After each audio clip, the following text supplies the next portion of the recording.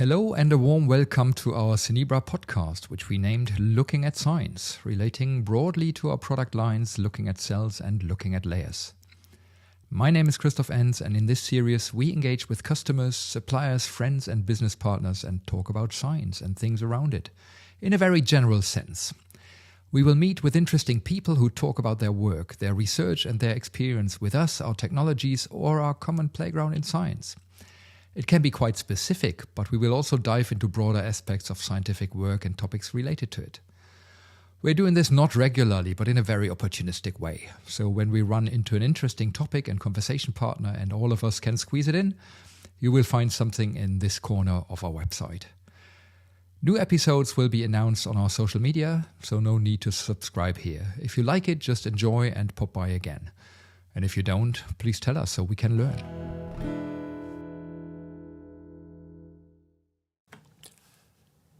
Hi and welcome back to today's episode of the Looking at Science podcast. I am Tamás, one of the product specialists for Cenibra, and it's already the second time I have one of our partners right in front of me. This time I'm speaking to Tamás Gerecsei. He is part of the Swiss company Cytosurge, and today we would like to talk about their single-cell manipulation platform, the FluidFM OMNIUM. It's great to have you here, Tamás. Thanks, Thomas. It's great to be part of this. I think the best start would be if you could introduce yourself a bit to our listeners. So, who are you and what exactly are you doing? Thank you very much. Yes, my name is Tamás, and originally I studied physics, actually. So I'm a physicist. I did my master's at Eötvös Loránd University in Budapest. And then I was really interested in biophysics specifically. So I went into that direction during my studies. And also then, after my master's, I started doing a PhD, where our group was specifically interested in developing and characterizing different techniques for cell adhesion measurements. And we had different techniques available in the lab that we were also developing. And one of them was something called FluidFM, so fluidic force microscopy. And that was at the time something very new, even for the lab, so we weren't exactly sure what it's doing. And one of my jobs was to figure out what to do with this and have some new protocols and experiments.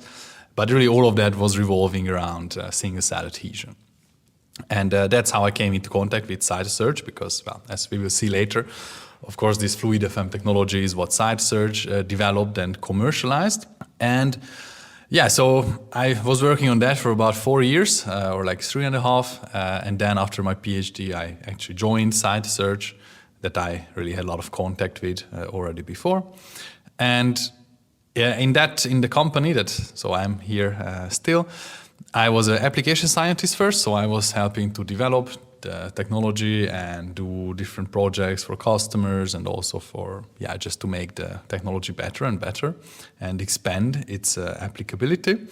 And I was doing also trainings and installations, which I actually particularly enjoyed. And then, now my role is to be a sales manager, which means that instead of, doing experiments, I just talk about them. So that's pretty much my CV. It's really nice to have an expert here who is basically familiar with every part of the company. But I think before we start to talk about your company in more detail, I'm pretty sure we can already learn a lot just by looking at the name, Cytosurge. How is this name inspired? Yeah, that's a good question. So I'm personally a big fan of this name because there is quite a few things in there. So cyto, of course, it refers to cells, and that makes sense because most of our technology is really centered around doing different experiments with live cells. So this is really our focus. And surge in there, of course, it could mean surgery. And this is really what we do in a way, that we can do surgery on cells. And of course, as with any surgery in the hospital, we expect the patient to survive, which is a very important aspect of this technology, how gentle and controllable it is when we manipulate cells. But actually, if you think about it, the word surge also means to go up and to grow and become better.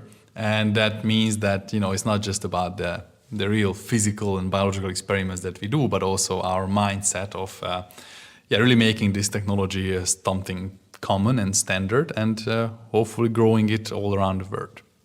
I'm pretty sure it was not intentional, but now you have already tackled an aspect of my next question. But I'm still curious. Could you give us a brief overview of Cytosurge and of its motivation? Sure, happy to do that. So Cytosurge itself as a company was founded in 2009. And it's basically a spin-off company from a university in Zurich, ETH. So it's one of the two federal universities in Switzerland. And this lab, which was headed by János Vörös and Tommaso Zambelli, two professors that are still there, and they have quite an entrepreneurial culture in their lab, let's say. So a lot of companies are spinning off from their environment, and Cytosurge was one of these. And basically two PhD students that were developing this technology, so this Mike and Pascal. And Pascal is still very involved with the company. They decided to commercialize this technology because it was very promising for different applications. And so it's kind of started as every success story in a garage by some people who were dreaming about making this technology into something great. And after that, of course, things always turn out to be more difficult than we imagined. So they had to spend some time developing this technology before actually making it into a product. But originally, they were making this into AFM add-on kind of devices. And later on, Cytosurge developed their own standalone device, the FluidFM OMNIUM. And at this point in time, in 2025, we are even providing gene engineering services. So I would say that the portfolio of the company has grown quite a lot, and so did the personnel. So now we are almost 40 people working together here still in Switzerland, in Zurich. And so it's been a journey of around 16 years now, growing into new fields and new experiments. And it's been quite an honor to be able to observe this first from the outside and now from the inside. Every manager should be very happy to hear that. Now you have already talked about different applications as well as the AFM add-on. But I think we have to take a step back here and to look at the key technological components and how they work together. Sure. So the technology that Cytosurge is providing is called FluidFM. And that's not a radio channel, that's actually fluidic force microscopy. And in that name, everything is true except for the microscopy, because there is not really microscopy in the device itself, or in the technology, let's say. But the fluidic and the force are really the key aspects here. And to zoom in a bit first on the force measurement part, this is a very similar, it's pretty much the same technology that AFM operates with, so atomic force microscopy. But just to give an idea about it, it means that we have force-sensitive cantilevers. So these are just like small sticks, basically, of 200 micrometer in length. And they are force-sensitive in the sense that whenever we touch something with the tip of these cantilevers, which is where they end, then they will start to bend a little bit. So they are made of a pretty flexible material. And when they bend, then there is a laser light which is bouncing back from the top of this cantilever. And during the bending, this laser light will change its position on a detector. And this positional change of the laser light is what we are measuring constantly and calibrating it into an actual force value. And this is where the force control really comes in, that we can touch different surfaces of cells or whatever is our sample, and then we can determine what forces should be applied. So for example, when we pierce a cell membrane, which is something that we'll talk about later, I guess, then we can always tell the machine, pierce it with 200 nanonewtons or 500 nanonewtons or whatever it might be. And this aspect really makes the technology gentle to the cells. So this is where the surgery aspect also comes in. And it makes basically every different kind of manipulation that we have, it makes the viability high, which is essential for most of the experiments that we do. And on the other hand, there is the fluidic component, which is represented by a channel, which is inside of this cantilever. And in this channel, we can have different kinds of liquids that we fill into it, depending on the experiment. And behind this channel, there is a microfluidic controller. And whenever we add positive pressure to that controller, then a liquid will be pushed out of the cantilever. And if we apply negative pressure in this controller, then liquid will be pulled into the cantilever. And these two different modes, it makes it possible to have really different experiments and different applications. I actually have a follow-up question to this. So in the beginning of your last answer, you told me that the FluidFM is not really a microscope. As far as I remember, unlike the classical AFM, you also have an optical feedback. So what do you mean by saying it's not a typical microscope? Right, this is a bit of a tricky distinction, but the thing is that with atomic force microscopy, there is actually microscopy because the cantilever taps on the surface, and based on the measured forces, we can recreate an image.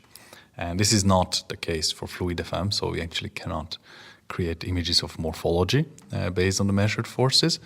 But it's true that in the device itself, there is an inverted microscope, so we are looking at the sample the whole time. But that's an optical microscopy, and the force feedback itself is not used for creating images. Thanks, I think I get it. So my next question is regarding the interaction of the cantilever with the cells. How does it happen? Right, so the interaction of the cantilever with the cells or any kind of sample, it really depends on the geometry of the cantilever's tip. And there are different geometries that are commercially available, and even more geometries can be made by some tricky manufacturing practices. But just to focus on the ones that are readily available, there are basically two basic types. So in one kind of cantilevers, the tip ends in a pyramid. Now this is something that anybody can imagine. It's pretty much like the pyramids in Egypt that everybody knows about. But they are only 4 micrometers tall, so there's quite a difference there. But the shape is really the same, and they are also really sharp in the tip, so the apex itself is very nicely sharpened. And they also have an aperture. Now, if the aperture is on the side of the pyramid, so on one of the sides, then that's something that we call the nanosyringe. And the way that interacts with the cells is that it can pierce the cell membrane because of the sharp apex. And then the aperture, which is on the side of the pyramid, is basically inside of the cell, like under the membrane. And at this point, we can use that aperture to either introduce material into cells, so this is what could be called injection, or to remove material from cells, which is what we call a single-cell biopsy or sampling. And basically the pyramidal shape also helps the technology to be very gentle, because when we pierce the cell membrane itself, then it doesn't get too destroyed, like versus if we would pierce it with like a glass pipette that might be sharpened, but it's usually pretty blunt. The membrane is much more damaged. And in our case, thanks to this sharpness, it is really kind of gently pierced through, and when we remove the nanosyringe from the cell, then the membrane is going to just seal back as if nothing happened. And so that's one of the basic types. And there's another one which is also pyramidal, but instead of the tip, there is the aperture. So in that case, it's not on the side of the pyramid, but it's on the tip. So that is kind of like a straw. We call it the nanopipette, and in that case, the aperture is only 300 nanometers in diameter, circular aperture. And this can be used to pick up things. So this can be bacteria or different beads for force measurements, for example, or even to push liquid out onto a surface, and then we can use that to print on surfaces or like draw different patterns. And finally, if you want to pick up something bigger than 300 nanometers, or like in that range, then we can also have bigger apertures. And these are called, instead of nanopipettes, they are micropipettes, because the aperture is just bigger. So basically up to 8 micrometers. And in these kind of cantilever geometries, actually there is no pyramid. So it's just a flat cantilever, like flat surface, and on that surface there is the aperture, which can be different size. So there are 2, 4, or 8 micrometer diameters, and they all serve to pick up different sizes of objects. So these objects are typically cells. And for example, with an 8 micrometer aperture, which is the biggest, we can pick up cells or even beads of several tens of micrometers in diameter. And there have also been even examples of picking up whole organoids of like 100 micrometer in diameter. So there's quite a lot of possibilities.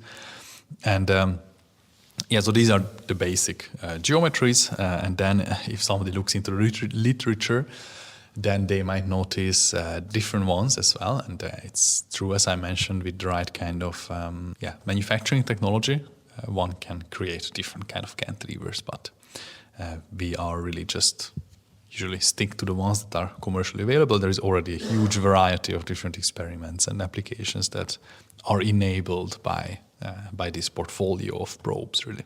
Thanks, Tamás. Just as a small feedback for you, at least I am able to follow your explanations. However, for our listeners, if you need pictures for a better understanding, you are always welcome to look on our websites, or even better, to get in touch with us. So now we have 2 types of tips, and I think it will be beneficial if we could focus on one specific application for these. But as a brief overview, could you tell me about the different applications these tips are used for? Sure. So basically the craziest applications are definitely done with the nanosyringe. And to give an overview there, so again, this is the probe or the cantilever type with a pyramid and the side aperture around the tip. And so here, when we introduce this aperture, I already mentioned that we can introduce material to the cell or take some out.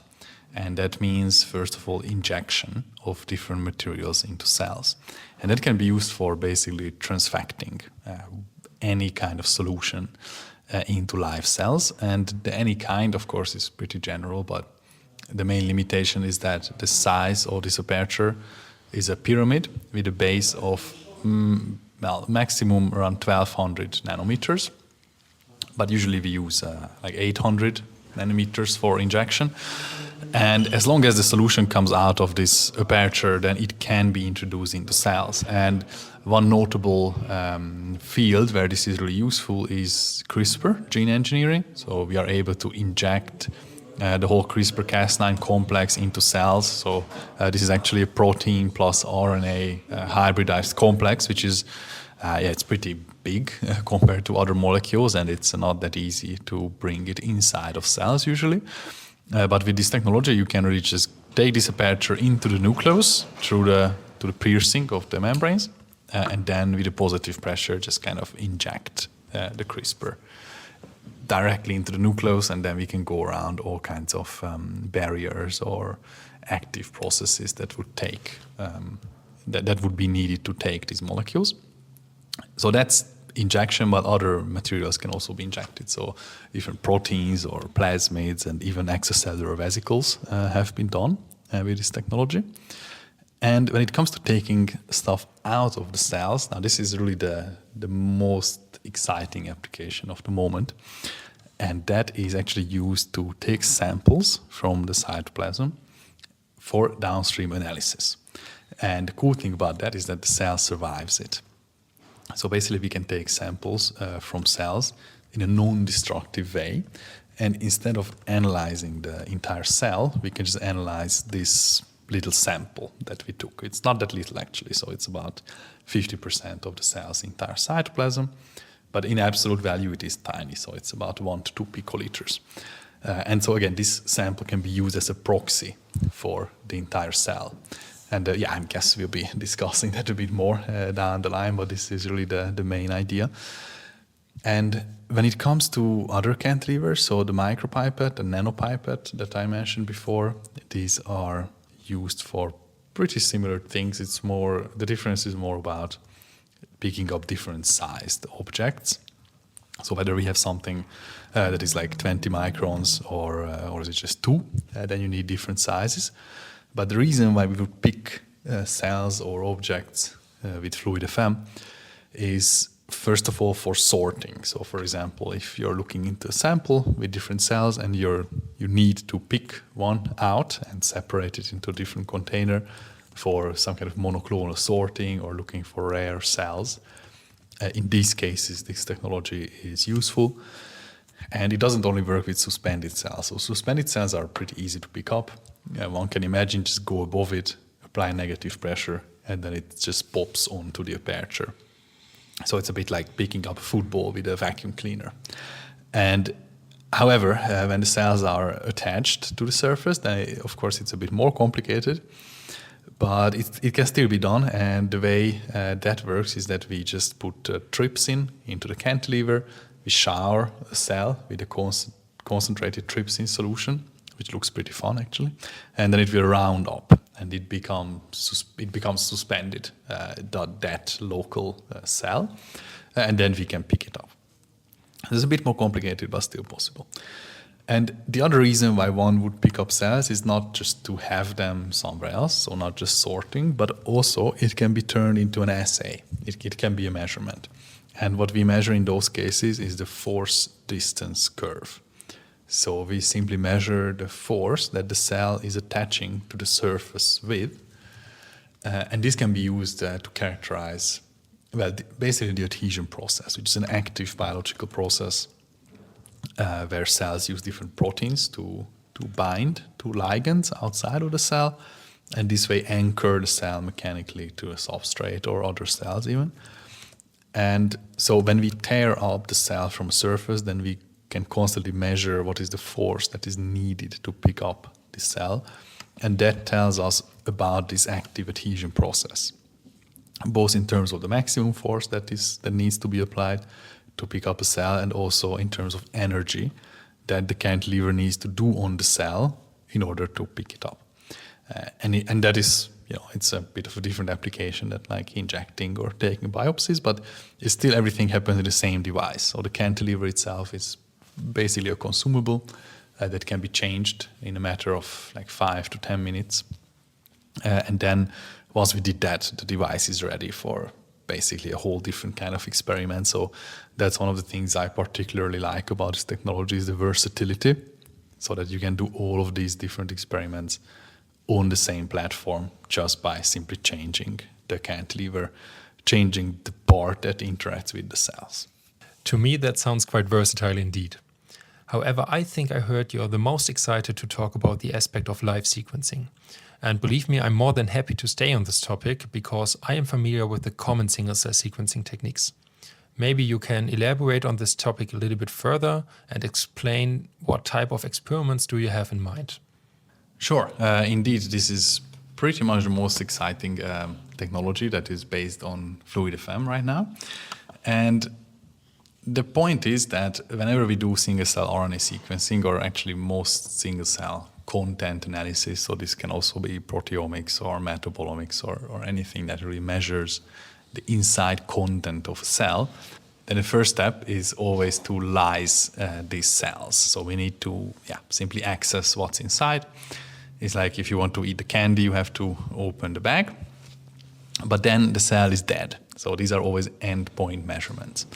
They are sensitive. They are growing in popularity because there are a lot of things that we can learn about different diseases and treatments and just the basics of biology using this single-cell techniques. So this has been quite an ongoing revolution in biology, but they are indeed always limited by the fact that they are an endpoint measurement. And once we did this analysis, we don't know what the cell would be doing, or we also don't know what would happen if we could measure the contents again on the very same cell. And this is the problem that FluidFM solves using the single-cell biopsy that I already kind of explained. Because if you don't have to lyse the cell, we can just take a sample from the cell, then we can characterize its contents and still keep it alive. And not just alive, but actually still within the same sample. So we're talking about 2D samples here. You can have the cell sitting in like a 12-well plate or a 6-well plate, Petri dish, something like that. And we take this little biopsy from the cell and it still stays where it was before. And will survive this operation. So that's where, the surgery part is appearing again. And so this is really the point. We take out a biopsy from the cell and then analyze it. Now, specifically for LiveSeq. So this is one of the newest seeks in the endless sea of these technologies. And the name comes from keeping the cell alive. So this is a pretty simple concept. We are able to do RNA sequencing in that little sample. Now that is not very easy, of course, as one might imagine. So first of all, we need to take this biopsy, which is about 50% of the cell, but just 1 to 2 picoliters in absolute value. So it's really a tiny volume. We first need to prepare that for just making a sample out of it that can be handled somehow, because picoliter volumes are not very easy to handle, and even just like putting down a picoliter droplet on a surface in air, that would evaporate in no time, basically. And that's why when we do this kind of measurement, then we put that biopsy first in a 1 microliter droplet, and then that droplet goes into a protocol to build a complement DNA library, and then this DNA library is the thing that gets sequenced at the end. And while this happens, the cell is still in its original sample. So that's basically the idea of LiveSeq. And of course, this could be, at least in theory, also adapted to different content analysis techniques. So we are also looking into proteomics. How could the proteome be measured from these small samples? And there has been already an example in the literature of metabolites and even enzyme activity measurements done on these little samples. So the principle is always the same. The challenge is always the sensitivity. So that's why RNA sequencing is a pretty logical first measurement or like approach to do this, because RNA detecting techniques are getting incredibly sensitive. And proteomics applications are a bit more challenging because of that. That really sounds amazing. And I can just imagine how many labs would benefit from this kind of innovation. So maybe someday we will have the chance again to speak. However, for today, I only have one question left. So Tamás, if you have to choose, could you tell us one specific story about how you used live sequencing with one of your customers and what was the outcome? Yeah, so there are really a lot of different use cases that one could think of when removing the barrier that is endpoint RNA sequencing. And one of them that I particularly like is a really elegant experiment that was done in the original proof of concept of LiveSeq, which is a paper that we can link in the description, I guess. And in that, just to summarize it easily, the authors were working with the macrophages. So these are, of course, immune cells. They react to inflammatory signals. And in this macrophage line, they even had like a reporter to characterize this inflammatory response in a one-dimensional, like fluorescent readout. And in this case, what can be observed when we apply an inflammatory treatment is that the cells start to light up in fluorescence. So this is their readout, basically, of their response. But this response is very heterogeneous. So there are going to be some cells that respond really strongly. Some are going to respond much less. And this heterogeneity is, of course, a really general problem in single-cell biology. And what people can ask then is, okay, well, if there is a cell that reacted more or less, then is that determined by the transcriptomic signature? So is there something that we could measure in the transcriptome that would predict whether this cell is going to react strong or weak? This could be a question that is very relevant in many fields, not just for looking at inflammatory responses, but even drug responses in cancer research, for example, where people are looking at different treatments of cancer cells and how the cells react to these treatments. Do they die? Do they not die? What kind of transcriptomic signatures predetermine this response? And the best experiment for this would be, of course, to sequence a number of cells so that we can generate their transcriptome and then apply the treatment and then simply observe on these cells that we already characterized what is the outcome. Do they express the reporter strong or weak? Do they die or not? And this experiment, of course, is only possible if we really have a way to not kill the cell while sequencing. Otherwise, after the sequencing, we would not have the phenotypic readout that is a response to the treatment itself.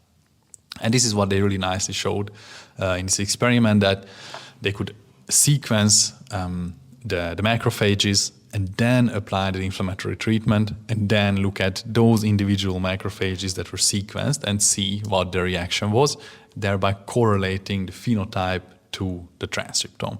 And that is really, again, just possible because the sequencing itself was not destructive. And these are really the kind of experiments that we are also looking at with collaborators and customers, where it's really important to correlate different things that come after each other in time. So first we have a transcriptomic signature, and then we have the reaction of the cells. And to correlate these two pieces of information, this is going to lead to some really major research discoveries, we hope. I can really recommend everyone to read this paper themselves. Thank you very much, Tamás, for your time, and I'm really looking forward for the next opportunity to talk to you. But in the meantime, how can our listeners get in touch with you? Sure, thank you very much for giving me the opportunity to talk here. I could talk about FluidFM for quite a few more episodes. But in the meantime, if listeners have questions, then they can contact us through the contacts provided in the description. And at cytosurge.com is always a good place to start. And we are really happy to engage in any kind of technical or just general discussions if somebody has ideas on this experiment. So thank you very much for this nice discussion, and I wish everyone a great day. This was Cenibra's Looking at Science podcast. Thanks for listening, and for any feedback, please send us a note. And if you follow us on social media, you'll be alerted about the next issue. All the best, and talk soon.